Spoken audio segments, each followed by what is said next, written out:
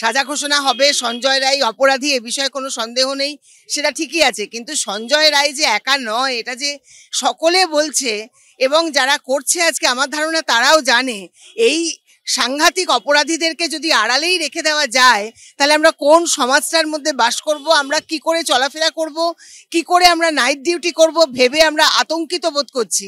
কারণ এরা যদি ফ্রি হ্যান্ড পেয়ে যায় তাহলে তো এরকম ঘটনা ঘটতেই থাকবে। মানে তারা তো উল্লাস করছে, দেখেছো আমাদের কিন্তু কিছুই হলো না, আমাদের গায়ে কেউ হাত দিতে পারলো না। এই যে জায়গাটা এলো এটা ভেবে আমরা খুবই আতঙ্কের মধ্যে আছি এবং আমাদের মধ্যে এই আলোচনাটাই হচ্ছে যে আমরা যে নাইট ডিউটি করি সবসময় তো সব নিরাপত্তা থাকে না, তার মধ্যে আমরা করব কি করে। ফলে আমরা চাইছি প্রথম থেকে যারা অপরাধী তাদেরকে শনাক্ত করা হোক এবং শাস্তি দেওয়া হোক।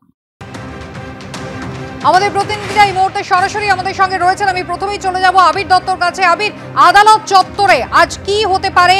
ইতিমধ্যেই নিজেকে নির্দোষ দাবি করেছেন সঞ্জয় রায়, তার বক্তব্য আজকে শুনবেন বিচারক শনিবার, এমনটাই জানিয়েছিলেন।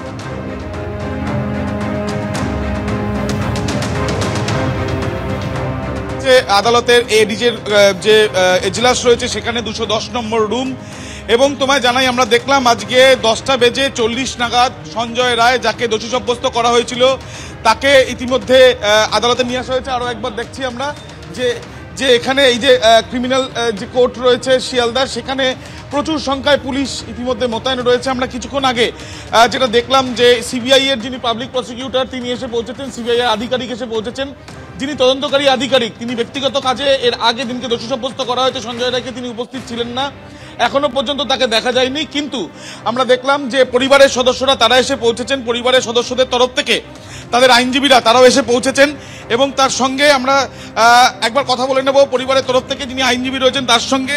আজকে আদালতে পুরো প্রক্রিয়াটা কিভাবে হবে, আজকে সঞ্জয় রায় তার বক্তব্য শোনার কথা, আপনাদের তরফ থেকেও একটা আবেদনের বিষয় ছিল, যদি একটু বলেন। আজকে 12:30টার সময় সঞ্জয় রায়কে শেষবারের মতো জজ সাহেব শুনবে। গতদিনকে ঘোষণা করা হয়েছে যে সে এই কেসেতে গিল্টি, তার যদি কিছু বক্তব্য থাকে শেষবারের মতো জজ সাহেব 12:30 থেকে শুনবে। শোনার পর হয়তো একটা বিরতি দেবেন, যে সেকেন্ড হাফে মানে 2টোর পরে উনি তার যেই এই কেসের সেন্টেন্স সেটা ঘোষণা করবেন। আপনাদের তরফ থেকে কোনো আবেদন কিছু ছিল যেটা আপনারা চাইছেন যে আদালত শুনুক? আমরা তো এই কেসে যে বা যারা দোষী তার সর্বোচ্চ সাজা চাই। এই ক্ষেত্রে আপাতত সঞ্জয় রায়ের নামটা এসছে এবং তাকে সাজা ঘোষণা করেছে আমাদের লার্নেড এডিজে 1 শিয়ালদা। তো আমাদের তরফ থেকে তার সর্বোচ্চ সাজা আমরা প্রার্থনা করবো সাহেবের কাছে। পরিবারের তরফের আইনজীবীর সঙ্গে আমরা কথা বললাম, সঞ্জয় রায় সর্বোচ্চ সাজার দাবি পরিবারের আইনজীবীর তরফ থেকে কিন্তু করা হচ্ছে।